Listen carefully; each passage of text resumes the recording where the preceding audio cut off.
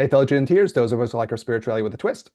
So we're in the midst of doing a big thing on Karma Mudra. We finally got to it after years of being called Jin and Tantra.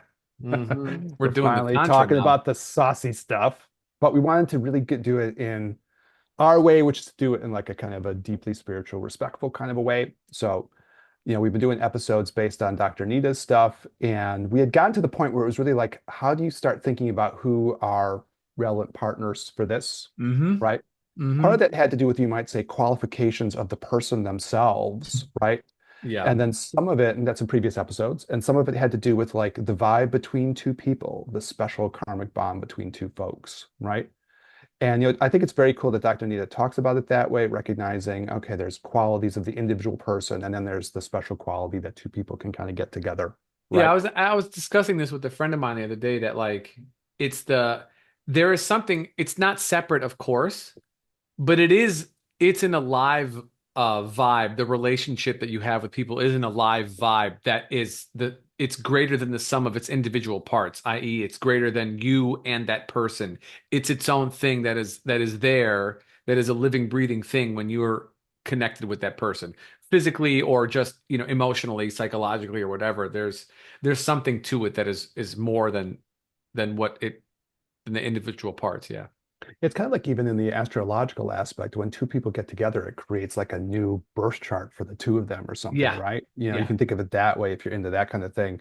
Or we're going to later on talk about like the subtle channels in the body and all of this kind of stuff, because we'll go deep like that too once we get to the point of talking about the meditations and the visualizations and all that. But the idea is like, those subtle bodies between those two people are resonating. hmm And it creates where people will have the same thought at a distance, right? hmm People that will actually happen, or you'll kind of know what the other person's thinking. Why is that happening? It's because there's a deep resonance between the energies of those two people. And I think what's also interesting about that is it kind of defies space then on some level. Once you get to those Absolutely. energies, they're not as contingent to like spatial demands. You can call it like quantum mechanics even or something if you're a sciencey person, right? Sure. You're entangled. Your Yeah. energies and that other person's energies are entangled. Your your spirits are entangled on some level, using one of our beloved words, Shen. The Shen of the two people are entangled. hmm So I mean that's a deep set of ideas. So that's part of it. And then we also kind of opened up a little bit of this thing on the exclusiveness, uniqueness thing popped up again, because there's cultural differences around this that are worthwhile talking about. Now, from my point of view, because this is like a hot topic for my mind all the time, I do want to do some episode ultimately on like the Tantra of Esther Perel or something like that, because it's also nicely clickbaity whenever her name pops up. But I didn't want to have our thing when we're doing this get too tangented off or bogged Yeah. down in that part. Yeah. So Yeah. we'll get to that in some future time. But I did have kind of a weird weekend epiphany. We were talking about our weekends and our epiphanies off mic beforehand, and I'd kind of sort of my own, which I didn't get a chance to tell you about, but I'll share just briefly about it. Sure. So it was like I was in a very intensive kind of meditative thing over the weekend. I have like Kabbalistic parts of my roots too, psychospiritually, right? And I've done a lot of those meditations, very intense, kind of serious ones. Um, and I think Kabbalah will be a subject matter for some point for us in the future that we haven't done that. So we still have more Yeah. shit to talk about, You still got, even though we've surprisingly. been doing it for 4 fucking years. But we still haven't got through things. We haven't done a single like really Taoist episode even yet. Crazy. Well, we had with Uh, with with with Rory, I oh, definitely did. But well, we've had things where we brought it up, but we've never yeah, done like, yeah, okay, here's the deep dive into this. yeah. So the Anyways. spiritual waters Well, have a lot actually, of Eric, depths to that's them. not true. We had plenty of episodes on the 9 things that could fuck up your life, which are totally Taoist. So, That is true. yeah. That is true. We did Anyways, do tell that. But your I think story. that is like kind of like, okay, so there's still other like Yeah. there's still other Taoist things to do. But anyways, my little mini epiphany, I had to attribute it, like I'm always interested in like which meditations have which effects. So, there was a Yom Kippur energy going on, and so I always take that time to do these Kabbalistic meditations. It's a big Sure. purification thing. Sure. And I do the fast and everything around that. And then in the evening, it's kind of funny the way it works out because the evening is always a special day on the Tibetan calendar because it's the 10th day of the lunar month. So I end up doing sort of my Vajrayana, more Buddhist Tantra things. So it's a very diverse day for me, Mm. but long. And I did all the thing. And then like on Sunday, I was kind of back out in the world, which for me consisted of like taking my son to a chess tournament and then hanging out and trying to help my mom, who's this 84-year-old lady. She gets mentioned at times on our little podcast. I was taking my mom shopping and I was in the parking lot and I was, I think about our episodes, before we do them, the thoughts around them will run through my mind. And I was just thinking about this. And I had like, I don't know how I can describe it. It was one of those little epiphanous moments where I was like, well, for me, I was walking into the parking lot of the of the grocery store when my mom was already wandering around with the cart. Who knows where the fuck she is? She just disappears in this store. 84-year-old wandering around randomly. And I was like thinking, I was like, I just don't, I had the realization like, well, I just don't want what other people want on some intrinsic level, And in that sense, it's a different place for me, even when we get to these exclusiveness, uniqueness things and some of these other things. Something happened to my personality over the years of spiritual practice, which you might call the Zenification or the Taoistication or the Tantrification or something, whatever will work. And I know I don't want the same things. And it like, of course, I already knew that, but it hit me with this bang emotional clarity, which also made me feel, I don't know, kind of like very compassionate to people in different ways. Like, okay, we all want our own things. I don't want the same things as other people. Sure. And there was something like very kind of healing about that, you know, um, on some weird emotional level that's kind of hard to describe. But I thought I'd give a shot describing it, I mean, it seems It's like a, very clarifying on some level. yeah, I mean, it seems like a deep aspect of self-acceptance, an acknowledgement that your own desires for your life are not only different from other people, but that like that's okay and you could and should be able to own that for yourself.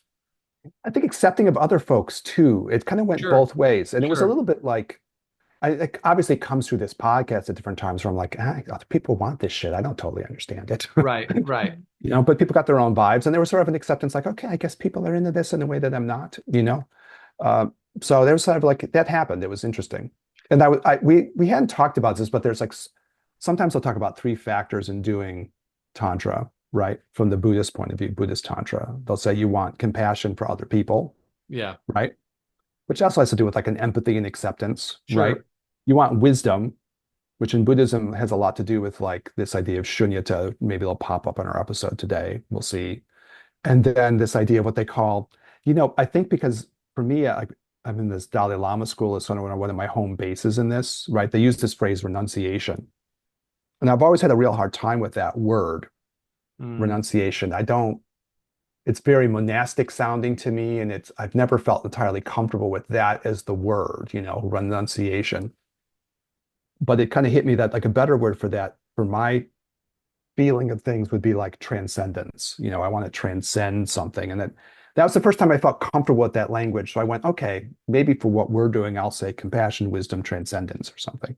Are those, Eric, would you say those are kind of like the three antidotes for the three major sufferings, I I Like think that's how it plays back. Yeah. so like this, just for people, because if we don't do it, people be like, what?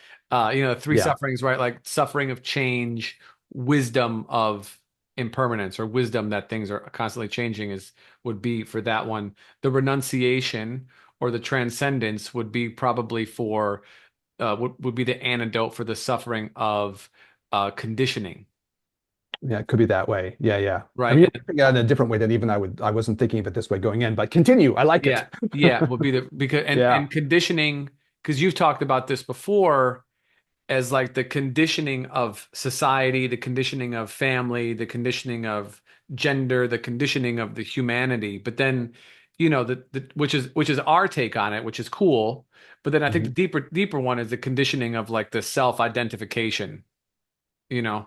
Yeah, I think of like in the Dalai Lama school in Gelupka, they kind of weave those two things together in an Okay. interesting way. I was very struck by that because they'll take all those conventional social truths you were talking about, and then they'll And weave in I know we've been also on. the Okay. the other part of like what you might call like a selflessness or something, or Yeah, yeah, yeah, yeah. realizing, okay, I'm appearing as an Eric, but deep down I got this Buddha nature that's this transcendent thing that's like a super Yeah. rock star. Yeah, yeah, yeah. Yeah, beyond me or something. Yeah, yeah, yeah. Yeah, and so that Mhm. would be the one that would be the the wisdom and then transcendence, and then the compassion part would be for people on a more perhaps mundane level, something along the lines of like the suffering of their lives, the suffering of their bodies, the suffering of their minds, the suffering of the, you know, the senses, things like this, not having enough, having too much, whatever. Those kinds of things. I mean, when you say that, that's what kind of like, Yeah, yeah, I hear what you're saying. Sometimes they'll talk about like ethics and concentration and wisdom as like another trio. So I was almost hearing that too. And it's kind of a Mhm. parallel thing, but it's the one they do sort of more in the tantras, right? Mhm. You know, or the Mahayana version of that, where you have to have the Yeah, compassion in there too. And that probably relates back to things like ignorance, attachment, and like aversion or aversion. hostility. Yeah, Yeah, there probably some connection between all those things. yeah. You know, what was striking to me is, and it was kind of great because I did all the meditations that I really love on Saturday. It was sort of like a meditation celebration.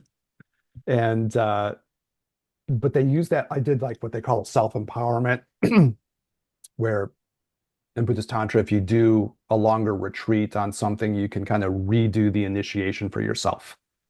So Okay. I tend to do that twice a month on the special days of the Buddhist calendar. And you know, it's interesting because it almost gets to what you were talking about. There's a little part of those initiation kind of meditations and rituals where they say, I'm going to work for the benefit of illusory beings, you Mm. know?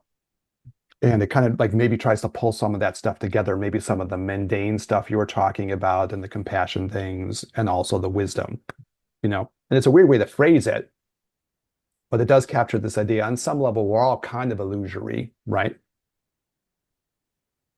On my little shower curtain of wisdom, I got one of the ones from one of the main sort of shamans. I forget the guy's name, and I had it, you would know it, but he's one of the main kind of ayahuasca practitioners, shamans, and all that. And I just can't remember the guy's name. I feel bad about it. I mean, the most famous shamans in our, is he alive or recently? Recently, So it might be Alberto Viodo or Michael Harner. but maybe the first one. Alberto Viodo, yeah. But he talks about, you know, one of the main aspects. This is like in your wheelhouse more than mine, but like just popped in my head because he says one of the main realizations that the medicine gives is the realization that these things are illusory. Yeah, totally. Yeah, yeah, yeah, yeah. Yeah, but Um, that's like when a lot of times, not all the time, but sometimes when people take some, hallucinatory type thing, even LSD, they will begin to see like fractals, right? They'll oh yeah. begin to, and so you're starting to see the fabric in which reality, the substrate of reality, the tantric view, the weavings, of all the various aspects of this, I don't know, how do you say it? This life, you know what I'm saying? Coming from the preconceived, the potentiality into this more formed realm. You can see through the veil. It's even difficult to describe, and I know, and I can. I'm smiling because it's we're going deep in this episode that I didn't expect, but it's Yeah, cool, yeah. But I right? mean, Yeah, I yeah. can see it because I've seen it. But it's such a difficult thing to describe because it's just not. It's not. It's conceptual, but it's non-conceptual. It's the mandala of existence in the way in which that I might perceive it at that moment with the help of X thing. And that's a very good way of describing it, actually. That's No, but like it's funny because like I remember having this thing even like maybe from sort of more the intellectual point of view in a way, but it got to be experiential for me when I was studying physics way, way back in the day. hmm I was walking around going, there's an energetic matrix going on here. Yeah. I'm seeing a world, but I can also see it through the prism of like there's all these different energies and fields and all this shit that I'm not like, you know, once I start taking that shit for reals, you know, that's Well, what's going on under the current and under the surface. And it's not that different than like a mandala or no, a it is a matrix. mandala. It is. It Yeah. is a mandala. It is a mandala. And our Yeah. friend of the show, Neil Thies, would agree. Yeah. Yeah. Yeah. And he has to come back on again, our friend Yeah, of the show. We got to yeah, talk he's to him some awesome. more He's a about good, this. he's awesome. Yeah. But I had like a thing where, well, we were joking when he was on because I teach this class on like physics for Chinese medical people. And when we do the standard model of physics, I'm always like, yeah, this is a mandala, folks. You know, hmm it is. This is the underlying energetic matrix. And you try to flip it and you say, like, when we do like in our Chinese medical world, the five phases or the five elements, or in the tantric world we're talking about, where there's these elements of different kind of Yeah. densities or something, right? Yeah. They're Yeah. more, they have their own subtleties to them, right? Hmm. And like it's not that different from physics. Those are fields. It's the same shit. Okay, I didn't expect us to do it, but it's cool. We're deep. Yeah, you don't know where this is going to go. We're on a little bit of a roll. Um, so okay, so that was kind of my thing, and I realized, like, okay, in some ways, some of this uniqueness and exclusive stuff is a result of my training in these paths that more have more of a uniqueness vibe to them, Sure. and probably also things that are much more challenging to like conventional truth in the way we were talking about before. Yeah. And so you kind of just start challenging a whole bunch of stuff, which I guess gets to, but I wanted to do it. Yeah, I think this uniqueness, exclusiveness thing from Esther Perel is awesome and deserves more discussion. But Yeah. I We'll get thought, to well, it. pushing it forward, we'll go and we'll talk about how Yeah. this plays out for people. What hit me is like, a tantra culture is more uniqueness based. This is more of an exclusivist culture. For sure. Okay. But let's look at it in the biggest picture and say maybe the last pieces of what it feels like to figure out who's going to be a partner and what you're going to take out of this still left to be maybe a little bit discussed. So Yeah. I don't know what you think about this, but I just wanted to point out like a few things in the brief version, get your reactions to it, and then we'll see, right? On the one hand, the thing that kind of bugged me was the presence of kleshas, even if you're being an exclusiveness person. And I so think this they're has just to be talked about. I'll talk about Clay. what klesha is, yeah. Yeah. Yeah. So yeah, the klesha is kind of a Buddhist term for like the negative aspects of the emotions, right? Hmm. And I think it's a very cool system and that they tied in with the energies or the elements, right? So we talked about it a little bit before, but each element gets sort of its own klesha associated with it, right? So if you go to like the earth element, they talk about ignorance. If you go to the water element, they talk about certain kinds of like possessiveness. When you talk about the fire element, it's sort of like the more toxic, unhealthy axis of attachment. Hmm. When you get to the element of like energy or prana, they talk about it with jealousy and envy. And when you talk about the aspect of more like consciousness or just they use the word consciousness, so let's lay that one out there, right? They talk about anger. And Hmm. so I think no matter who you are, whether your orientation to the world is more uniqueness or exclusiveness in the Esther Perel way, these are still kleshas that are still going to have to be dealt with, right? Yeah. And I felt like, again, no matter who you are, you're going to like have to face these. If we look at it from like maybe the exclusiveness perspective, maybe the more traditional relationship, the more traditional monogamous relationships, I think it still has to be addressed that if you're in that relationship frame, you still have to get over these things, right? You mean in terms of a relation, in terms of a duo? Yeah, and also like in yourself, I Yeah. have to Well, of learn how course. not to be a possessive person. I have to learn how not to be like toxically attached to another person, even in the context of that kind of setting. You know what I'm saying? Yeah, for sure. Or I have to learn how to not be jealous. I have to Mhm. learn how to like, I have to get over these things, right? Yeah. As a Yeah. way of purifying out even my own energies, Yeah. purifying the relationship out with the other person. And what kind of has hit me, and this was like in a flash from one of the Buddhist goddesses from years ago.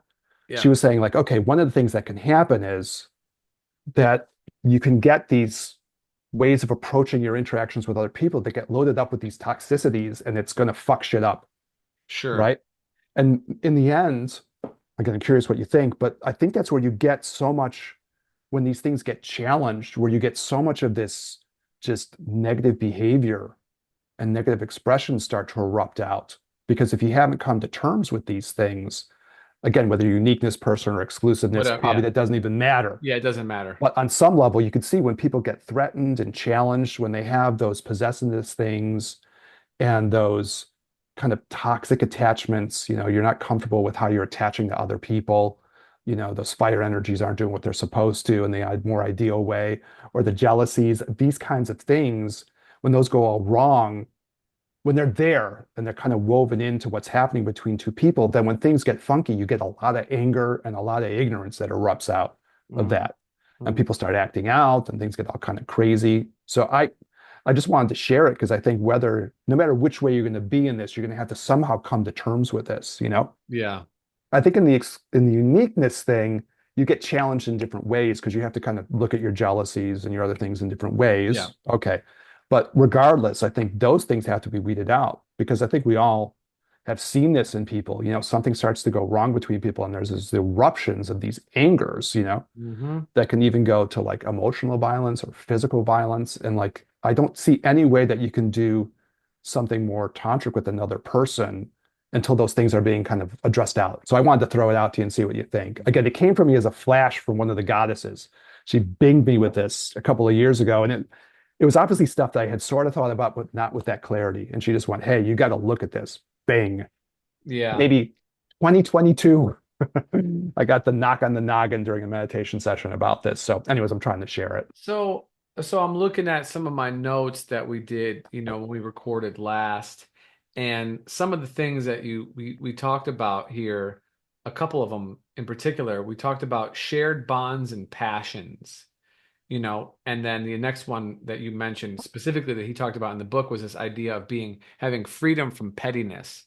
And Yeah, yeah, so yeah. and so I'll relate those back to this so that we're kind of like building on previous episodes a little bit. So we'll start freedom from pettiness. Um, Pettiness in a sense that like if you feel that you own something, you have a right to it. You know what I'm saying? And that it is within your rights to treat that thing how you would treat anything else.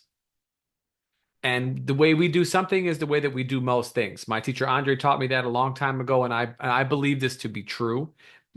So if you are going to develop a tantric partnership, a tantric relationship, even if it's just for practice, maybe not necessarily like a relationship, romantic one or whatever, you are going to have to come as open as you can with somebody because you're going to connect very deeply on an energetic level. And so you're going to be exposing them to your internal process. And I am going to say that like I'm going to view our lives as they are unfolding as an active internal process of development, right? So you are exposing somebody to your internal process of active development as it's unfolding, as the science experiment is happening, right? And so that means that not everything is going to be perfect, but you have to be free, or at least with the idea that you can sidestep or work through your own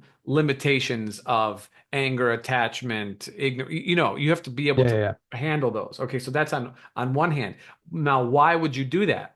Because of your shared bond and passion.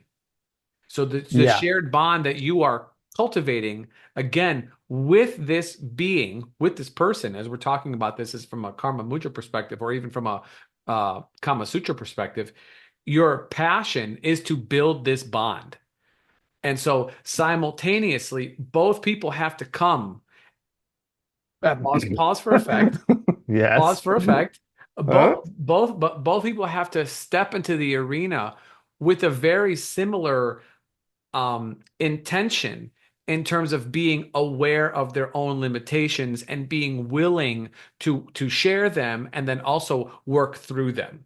And if only one person is doing that, or one person has a lot more than the other one, it makes the practice very, very difficult. Not impossible, but very difficult because you're coming from it from two very different places. And it is rare, as an extension from our conversation earlier, my friend, Mhm. very rare to be able to find someone to actually practice with who can embody some of the things that you both hold sacred and be willing to work on themselves as you are, for both people to be willing to work on themselves as you work together, as the relationship, the tantric pairing, the union of the two souls for some time to equal or to be greater than the sum of its individual parts. Both people have to step into it with this same kind of energy of stepping over their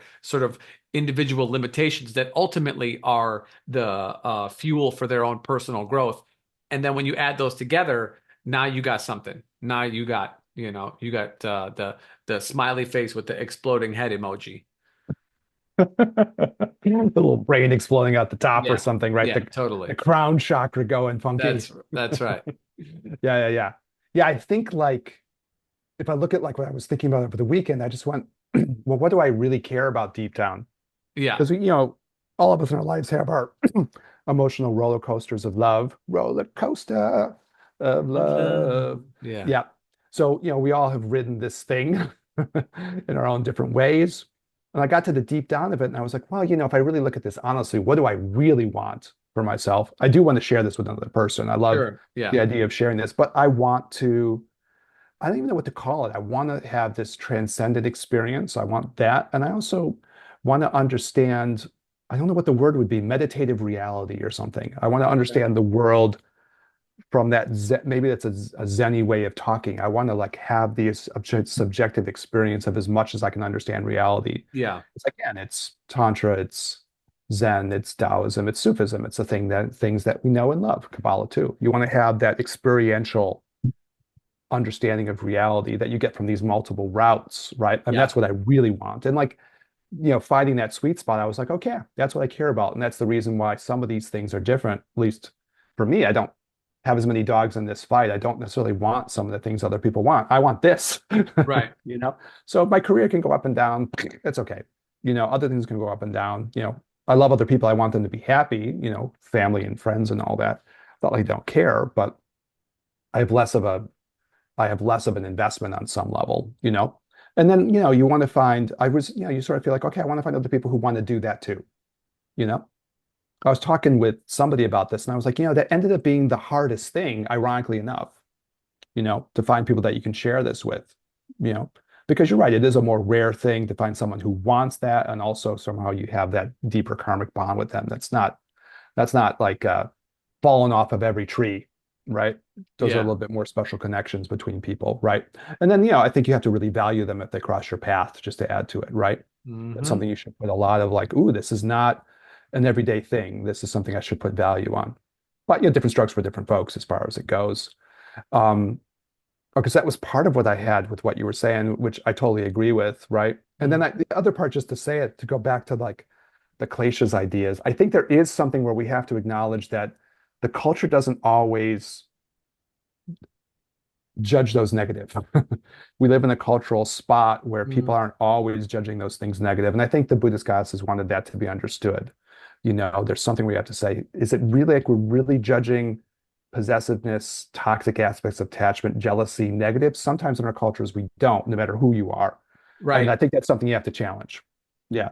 And then that'll make your whole connection with the person go easier. But it's something we have to work on in ourselves, right? As well as trying to build that with another person, right? Yeah, and the way that it's done sometimes is very like sneaky. So, somebody will express that they were, I don't know, acting in a possessive way, you know, Hmm. in regards to their partner, and the response is not, "Hey man, that's weird." That's not cool. The response is, "Oh hell yeah, I don't let them do that." You know what I'm Oh, saying? interesting. Or Okay. Yeah. you know what I mean? Um, like, and why do I say this? I'm just remember I saw this weird, it's not an advertisement, but there's some stupid thing. It's called 5 minute crafts, and it's these people who make these random crafts in like a 5 minute. Of course, it's sped up.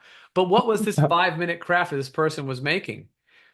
They took an Apple tracker, I don't know what they're called, tags, Apple tags. Mm.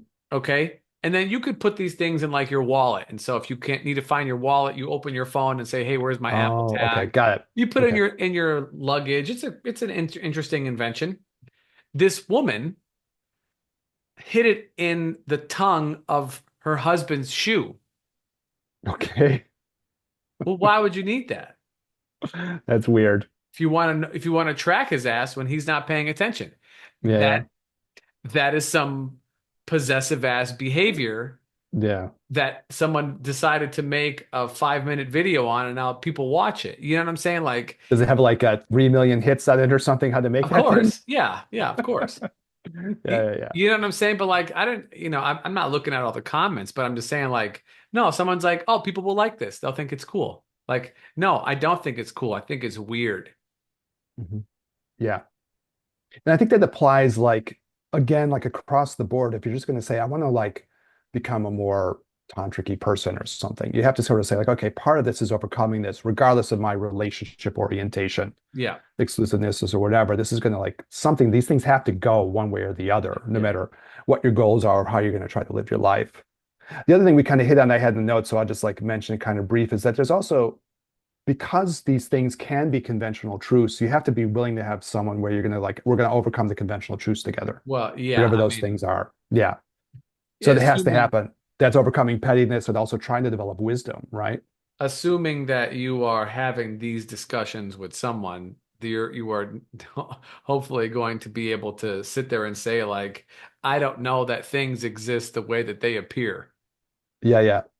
And then that element, and then the sociocultural elements of like, I'm getting rid of conventional truths, I'm jettisoning them, you Hmm. know?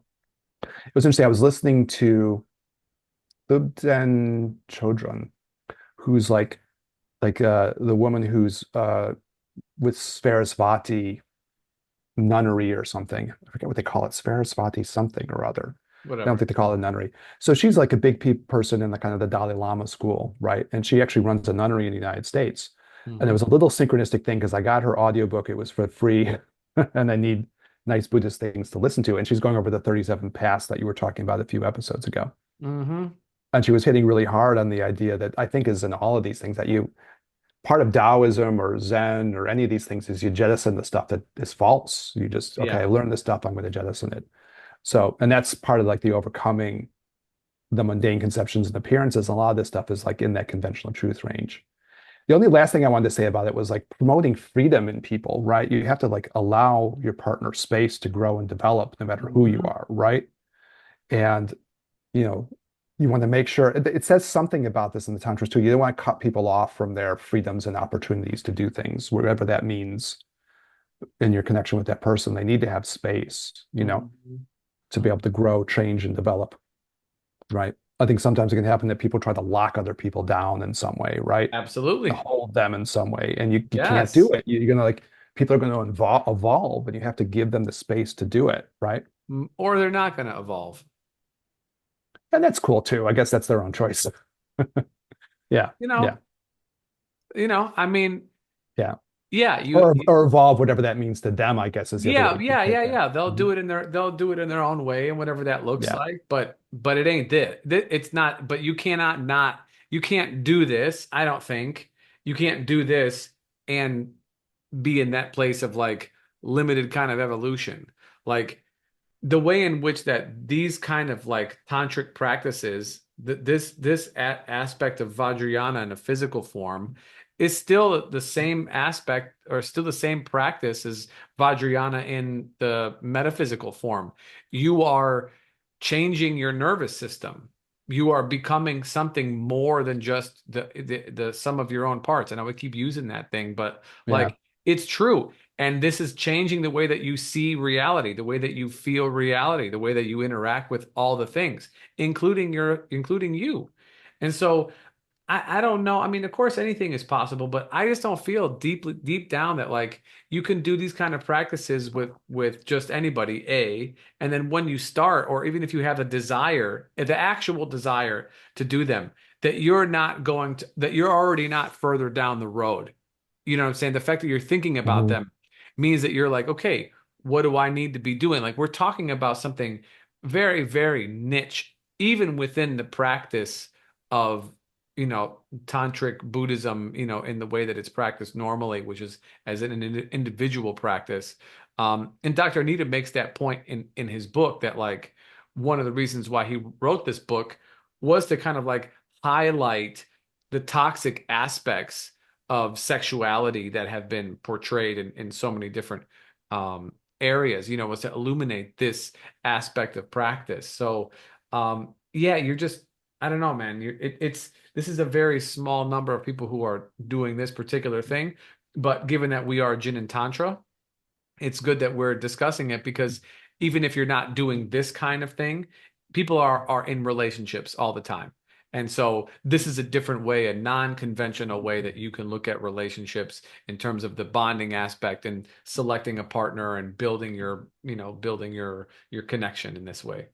Well, I feel like in a way I would like this to be like not as niche.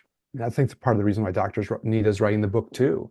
You Sure. know what I mean? So if I have like a little goal in my life, it would be to take some of these, more deeper spiritual ideas that probably have like historically had a niche. I mean, Zen's niche too, in a way, right? These are like kind of more alternative spiritualities, right? Yeah. But like, I mean, at least part of what I would feel I would like to do in my life to the extent that I can would be to take these things out of the niche and bring them more like, hey, let's all have access to this, right? Hmm. And start using these tools for all of our lives. I think that's why, again, I'm more probably like my home base is probably more a uniqueness oriented person in the Esther Perel sense, but I also think this is applicable to everybody. Mm. You take a tantric set of ideas and apply them to like different parts of your life, no matter who you are and how you're trying to frame your life in that in different ways, how you envision what your goals are and what you want to do with yourself. But these things are kind of universal in the sense that, we're all going to have to deal with these things to like push ourselves psychospiritually forward. Right. I had a kind of a trippy thing, and I said it maybe a couple of episodes, but it comes up again under this freedom thing because Carl Rogers was saying something like one of our favorite psychologists, right, that we bring up periodically on the show. And he was saying, well, what's the condition to make people grow and develop? A certain kind of freedom, right? You need Yeah. a freedom, right, to grow and develop, right? Yeah. And Yeah. if we're going to interact with other people and if we're going to use relationship as a spiritual tool in the biggest sense of the word, sexuality, but also I think because we're talking about four different ways you can do this, and some of them are, Yeah. not necessarily just like, sex itself, but other ways in which people connect to kind of drive to use those energies of connection with people to alchemically push themselves forward, right? Hmm. You need to have that freedom aspect. And maybe that's something to look at no matter what your relationship style is. Am I giving people freedom to grow and develop, right? Because Yeah. it's under those conditions of freedom. And then he says too, like the immoral act is the one that holds people back from pushing themselves forward. That's immoral. Yeah. That's a different morality, It's a we have our different kind of American morality. morals. Yeah, we say like something came out of a burning bush and these are the rules of how things are supposed to be. But when you get into this kind of stuff, it's more like the thing that you really want to do is see everybody grow and develop and progress. And when people are getting held back, that's where something is really going wrong, right? So, anyways, I think I it's a mean, profound set of ideas. this is standard for this patriarchal culture, Yeah, definitely to hold the women back. That's one. That's inside of your home. Outside of your home, the goal is for as religion as I see it, in the ways that it's practiced and shared most time, is to do the same thing, is to feed you what it is that they want you to know about the external practices of their particular religion, right? Never giving you the key to the inside, never even telling you a door exists that you could walk through, just to control the way that your own sense of freedom. They'll give you the keys for you to limit yourself. They'll give you the IKEA cage for you to build. You know what I'm saying? For yeah, yeah, your yeah, own yeah. mind and your own life, so that you don't develop, because there is a fear and a rightful one that if people have a deep sense of freedom, that they're not going to want the same things anymore. Yes, you and I are 100% simpatico on this. They're not going to want the same things anymore. And once that happens, you cannot control that person now. That person is not controllable. You can try and try and try. And, look at the tools that Catholicism uses, that Judaism uses, guilt, you know, Yeah, and then in many of the other ones, it's fear, you know. I mean, and all the religions do it. Islam does it. I mean, Christianity does it. All of them. I'm not picking on anybody. Just certain ones use different emotional um, triggers, if you will, to move people back off of the path that's going to take them somewhere different, somewhere where they're going to go, I don't want I don't want all of that. This doesn't feed my soul, you know? mm, And once you have the taste of that nectar, that there's something else that can give you satisfaction that is not required for you to show up at a certain place at a certain time and do a certain thing over and over and over again and check all these boxes just so you could be viewed as normal, then you go, oh, I don't want, like I said before, and this is many, many episodes ago, years ago, I want to be so far outside of the box, I don't even recognize that's a motherfucking box anymore. Yeah, yeah, yeah. Hmm. And I think that's like use the word nectar. I mean, that's the gin and tantra image. Here's the nectar. Here it is. I think as we get to the end of the Yeah, episode, yeah. we've got some time limitations, but I think that's why Gnostic Jesus was so important to me. Mm, I remember talking with, like a TCM friend of mine, someone I went to grad school with, Chinese medical friend of mine, and just yeah. going, I've discovered like Gnostic Jesus, he Mm. was like outside the box Jesus. Yeah, he's got Like, beautiful long dreadlocks and smokes weed. Yeah, I don't remember that in the Gospel of Thomas, but I'm totally into that too, right? Jesus can become who you need him to be. yeah. He's flexible that way. But it was like one of these things where I was like, so I suppose in that sense, if you're Catholic or something, I was raised Catholic, but you can still find that part of the tradition. It might not be the one that you're hearing about all the time, Yeah, but you can still find that if that figure speaks to you, if you're like, I was Catholic, I was raised this way, I love this Jesus figure, but you find a different one that is more the inner one, right? yeah, The one yeah, yeah. that's expressing those inner truths, not just yeah, again, the more outer aspects of things that you were talking about. Mm, Yep. Well, I mean, it seems like a good way to end it, right? I think And on so. a high note. Yeah. Yeah, that's it. If you got somebody, some that is presenting an obstacle to your deep sense of freedom, I mean, it has to be looked at. In the last couple episodes, with the 9 things that'll fuck up your life, it was the family of origin, right? Hmm. Hmm. It was a family of origin. It was responsibilities.